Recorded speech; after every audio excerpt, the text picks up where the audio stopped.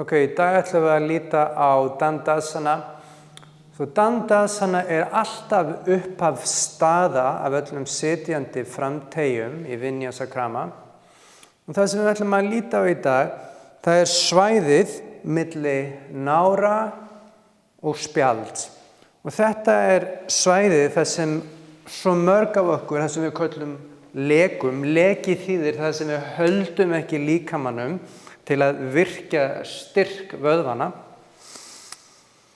Þannig, ef við tölum tvo vinkla í Dandasana, þannig að Dandasana þessi 90 gráðu staða, að þá lenging líkamann, það sem kallast Paschimata, sem þýðir aftanverður líkaminn.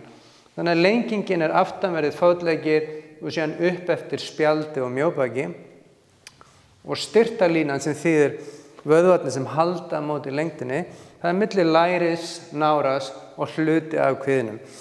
Þannig að þegar við komum í þessa danda sem þýðir prik, reyndar, að það þýðir það hvernig ætla ég að viðhalda nánast örlítilli sveigju á mjóhryggnum til að virkja þessa framlæri vöðva.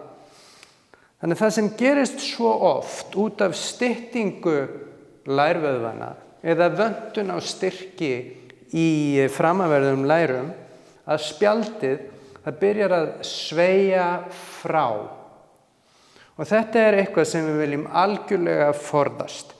Þannig að það sem við viljum geta gert að finna að þessi spjaldhreyfing, hún sveigist inn eins og maginn komi að lærinu. Sem þýðir það, því meira sem ég sveigi þetta, sjálfsögðu farið varlega eða einhver bakvandamál, að þá ég finna það að vöðvarnir hérna framan, þeir fara að herpast, kalla á smá vinnu. Og þetta það sem við viljum finna.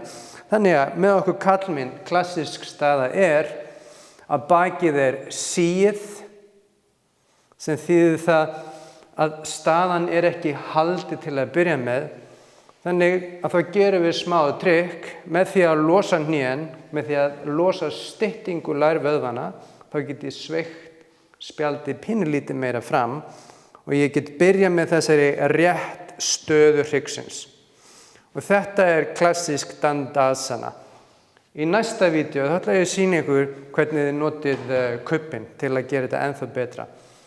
En alltaf þessi tilfinning að bakið sé í rétt stöðu fyrir þessa danda, þetta upphaf af öllum frambeyjum.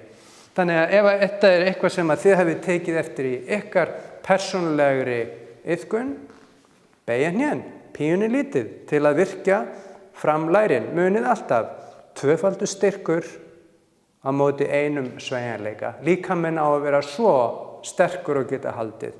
Gangi ykkur